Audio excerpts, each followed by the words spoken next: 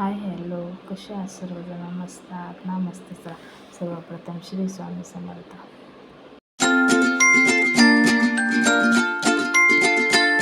सर्वप्रथम कांदा, लसूण, मिरची, टोमॅटो, बटाटा हे सर्व घ्यायचे. त्यानंतर कुकर ठेवायचा. कुकरमध्ये थोडासा गरम करायचा कुकर. त्यानंतर 2 चमचे तेल टाकायचं. गरम मसाला घ्यायचा, तेजपान, लवंग, सर्व गरम मसाले घ्यायचे. गरम मसाल्यामुळे तो भात खूप छान लागतो. मोठी विलायची, थोडेसे जिरे टाकायचे. जिरे थोडेसे तडतडून द्यायचे. थोडंसं हलवायचं. जास्तही लालसर होऊन द्यायचं नाही. 2 हिरव्या मिरच्या कट करून टाकल्या. त्यानंतर कांदा परतून घ्यायचा. थोडासा लालसर परतून घ्यायचा, जास्त नाही. अशा प्रकारे पूर्ण हलवून घ्यायचं.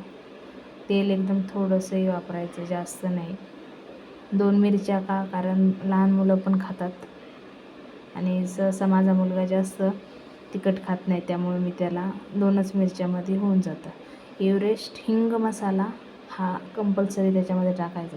त्याने खूप भारी टेस्ट पण येते आणि पोटाचे आजार वगैरे, ॲसिडिटी वगैरे होत नाही.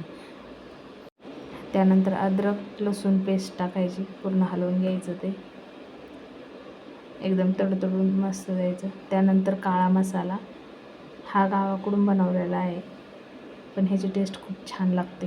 फक्त हाच मसाला टाकायचा त्याच्यामध्ये. डीमार्टमध्ये वगैरे मिळेल बघा. आत्ता वरतून टोमॅटो टाकायचं. अगोदर टोमॅटो टाकायचं नाही, कारण की एकदम टोमॅटो खूप शिजून द्यायचं नाही त्याच्यामध्ये. परतल्यानंतर टोमॅटो टाकल्यानंतर बटाटा टाकायचा. एकदम हलवून घ्यायचं मस्तपैकी. हे पहा कशा. त्यानंतर बिर्याणीचा तांदूळ टाकायचा, मोठावाला. खूप छान, त्याने खूप छान होते हा मसाला भात. अशा प्रकारे मस्त हलवून घ्यायचा. त्यानंतर वरतून मीठ टाकायचं. मीठ चवीनुसार टाकायचं. त्यानंतर पूर्ण प्रकारे हलवून घ्यायची व्यवस्थित.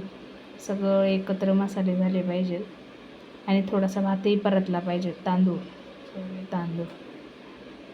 तांदूळ परतला की लगेच मग पाणी टाकायचं 1 ग्लास. वरतून तूप टाकायचं. छान तूप टाकायचे 2 चम्मच. थोडंसं त्याला हे होऊन द्यायचं. नंतर पाणी टाकायचं त्याच्यामध्ये. अशा प्रकारे पाणी टाकलं आहे.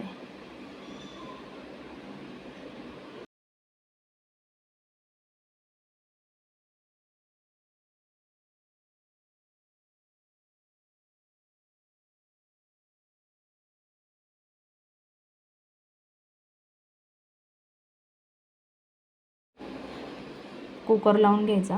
कुकर लावल्यानंतर बारीक गॅसवर 2 शिट्ट्या होऊन द्यायच्या. सगळ्यात शेवटची 1 शिट्टी मोठ्या गॅसवर होऊन द्यायची. आणि अशा प्रकारे मस्त भात खूप छान, सिंपल, सोपी आणि लहान मुले खूप आवडीने खातील. इतका मस्त माझा मुलगा खूप